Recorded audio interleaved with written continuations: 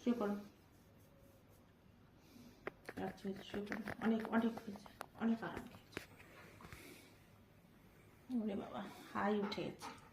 হ্যাঁ, show show show, শুয়ে পড়ো।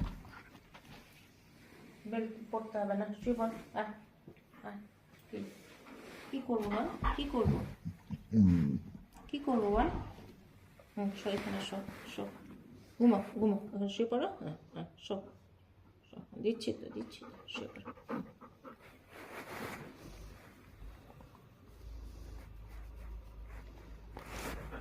কি চাই, কি